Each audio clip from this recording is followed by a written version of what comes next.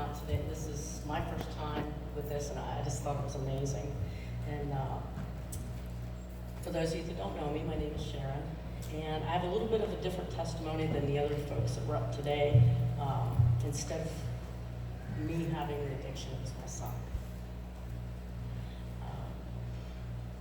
What I want to talk to you about, and everybody gets a little nervous, is the H word, heroin.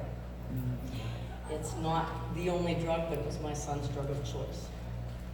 I'm praying that whenever I finish talking, that some of you will leave here with a little more compassionate and better understanding of this. I love my family very much, and this is Jordan's story. My beautiful baby boy arrived on July 29th, 1989. He was already loved beyond words. Jordan was a very active little boy who grew into a wonderful young man with a huge heart. And anyone that knew Jordan would agree he had a contagious smile. He was a hard worker. Immediately after high school, Jordan joined the Army, 6 years, and he was extremely proud of that. He got a lot of awards, personally hand-delivered from generals. Very proud of that. Backing up just a little bit, before he graduated, he had had 3 different accidents where he was life-flighted. 2 with ATV accidents, and 1 he was belonged to the local fire company. With those, he received head injuries that caused brain bleeds. From a cause from that, he was put on, one of the drugs was amantadine, and that's for Parkinson's patients to keep the brain from tremoring. Even though he got off of that, he was doctoring with Dr. Mickey Collins out of Pittsburgh. Jordan still struggled with migraines and depression. 2 of his highest awards that were delivered to him from the generals were coins, like I said, but also was his marksmanship. His marksmanship was amazing. He was a constant 40 out of 40. He just loved what he was doing. In the Army, there was 170 some in his unit. He was one of 11 specialists in the heavy equipment engineering group. Out of his group, there were 11. Out of the 11, there were 9 heroin addicts. Out of those 9, 3 of them have passed away. 1 being his sergeant, which was the first person I found. He did pass away. On June 6th, 2013, my family's lives were changed forever. My husband was a good man, but he was a functioning alcoholic also. At 12:50 a.m., there was a knock at the door, and stood 2 state troopers. My husband of 32 years was killed in a car accident, alcohol related. 2 nights before that, and I'm going to try and make the language softly. Being my husband was an alcoholic, he had problems with not hitting me at times, and my son. He struck me, and my son stuck up for me, and Jordan was told by his father that he was a piece of, and would never amount to a blanking thing. The bad thing about that was Bob passed away 2 nights later without being able to tell his son that he was sorry, and that it was the alcohol that was talking. But the damage was already done. My son never recovered. He went into shock, and I soon realized that Jordan had no coping skills. I helped him with all that I knew I could do. His best friend told him the first night at the funeral of his dad that he could help, and he introduced him to the world of heroin, where you can function but not feel, not hurt. The misconception of heroin always being that it's a party drug. It is not a party drug, it's a coping skill mechanism. He was diagnosed being bipolar after his father died from the trauma, and everything we did, counseling, rehab, Vivitrol shots, $1,200 a month. It just took you to another place, another drug. It didn't fix the situation. The young man that introduced Jordan to that OD'd 3 years ago and passed away here in Clarion. The next step was jail. Do you have any idea how hard it is to see your son in jail for the first time. And you have to put your hand on the glass, so that he puts his hand on the glass because you love each other so much. Because a mother and a son's love is very unbreakable. Jordan made some bad decisions. He had DUIs, lies, and many things that were worse than that. But the biggest fear in me was instilled because my heart and my soul were actually burning with fear of losing him. Jordan married 3 years ago, and he loved his wife very much. But with her also being an addict, the relationship was anything but healthy. He was addicted to her as much as he was the drug. And so many people argue with me, you cannot get addicted to people. You can get addicted to anything. That's right. And anybody can get Come on. addicted. It's not just for the drugs or the alcohol. He knew that he was addicted to her, though. And she left him for another young man last August. Jordan could not handle this again. He was walking to the cemetery as many as twice a week from my home with a pillow and a sleeping bag because he had no license to sleep beside his dad. One night, I woke up from the sound of doves at 4:30 in the morning, and I thought, what? Doves? Seriously. I cautiously walked through my house wondering, birds in my house? I walked all through. I went to the basement. My beauty salon was in the basement, and I saw a light underneath the bathroom door. I approached the door. I knew what I was going to find, but I didn't know how bad. The door was locked, and I broke the door down. My son was blue, cold, and not breathing. By the grace of God, and for having Narcan, my stepmother helping me, Marty, and the EMTs were able to revive my son. But that's when all hell broke loose. Rumors, nasty words. One of Jordan's best friends from kindergarten saw him at Sheets after this and told him, "You're dead to me." The compassion was gone, and it compounded the depression. I begged for help. People who said that they were Christians turned their backs, including clients who could not be associated with my family because my son was a drug addict. And again, I will emphasize, a mother and son bond is one of the most unshakable, unbreakable bonds. Yeah. I gave emotional support. I sat up at night and I cried with no sleep for days, wondering where he was. I told him, "I'm not giving up on you," and I never did.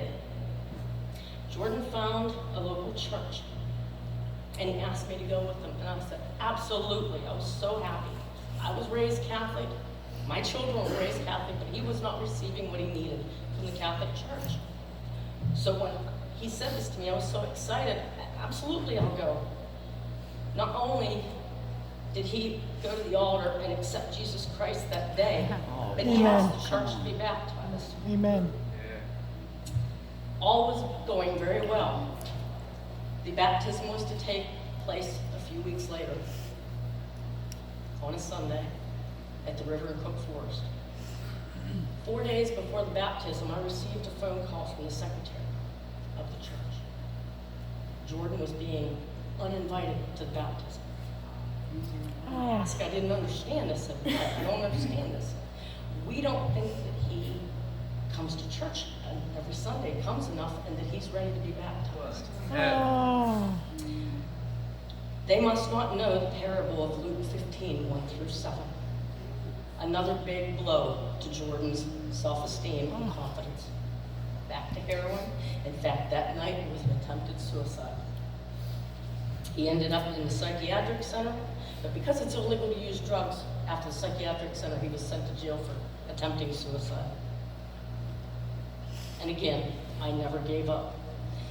Before I go on with this, I'd like to read you a story from my son. He wrote me in jail. He said, "Dear Mom, first off, I want to tell you how much I love you and you mean the world to me. I'm very sorry for all the hell that I've put you through and our family. I know that an apology isn't going to bring back the things that I've taken or fix the things that I've done, but I wanted you to know that I truly am sorry. I promise from here on out that I will never to do anything like that again. Anything like I've done before.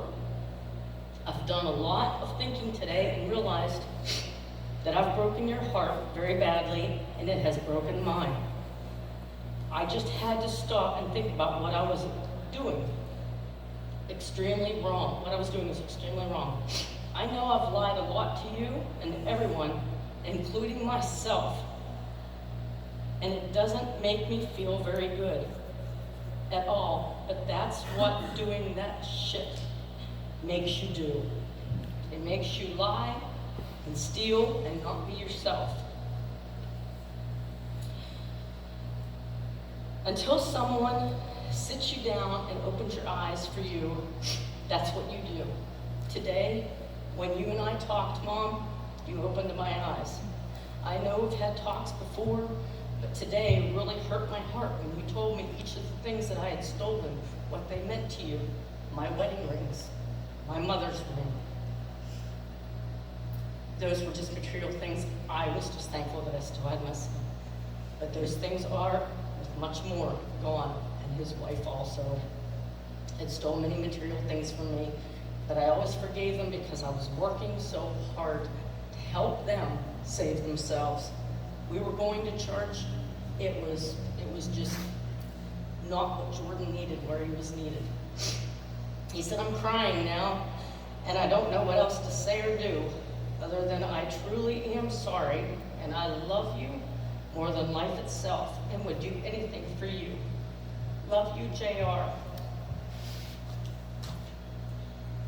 February 6th this year, my world once again came crashing down. I woke at 1:30 in the morning to get a drink, and my grandson was crying.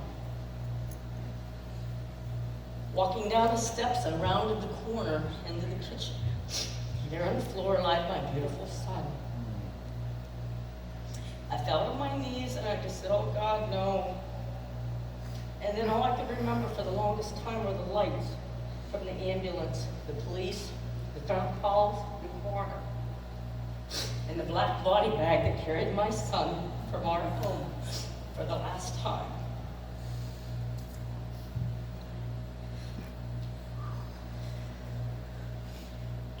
Through my agony, I had to find a deeper peace. And surely God didn't bring all of this to me for no reason. If I've said this, I'm sorry, but I'm reiterating the fact I have found 4 people overdosed, not at the same time and not connected with each other. Surely he's bringing me to do something. Amen. The pain of birthing my son was nothing compared to the pain of burying him. Ooh. And then again, I go to Luke 15:1-7, came into my heart. Jesus left the 99 for one, and February 6th this year, my son was the one. And he took him home. No more pain, only peace. When I'm feeling broken with my loss, I remember I'm really not alone. I always have the Father, Yes. my Son, and the Holy Ghost with me always. Please remember, if God brought you to it, he will bring you through it. Amen. I know the Amen. Lord has a plan for me. I'm not sure where he's taking me yet. I have lost my husband, my son, and I'm raising my grandson.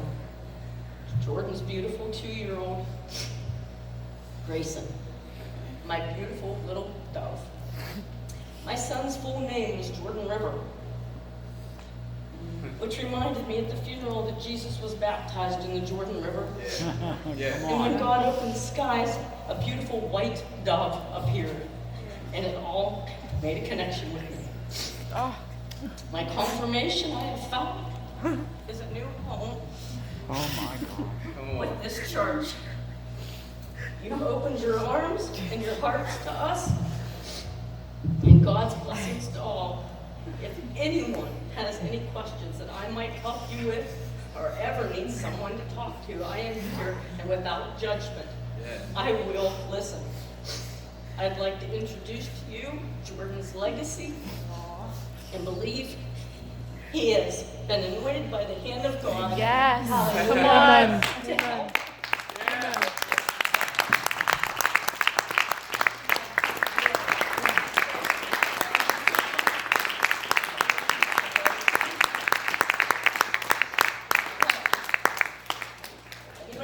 questions, I'd love to answer them for you. And I apologize for crying, it's still pretty new to me. Stop that. But I feel that if my son could have made it here, Pastor Harry, you and your family would have made a big difference. Because he's exactly, your family is exactly what he was looking for. With that, can you say bye-bye?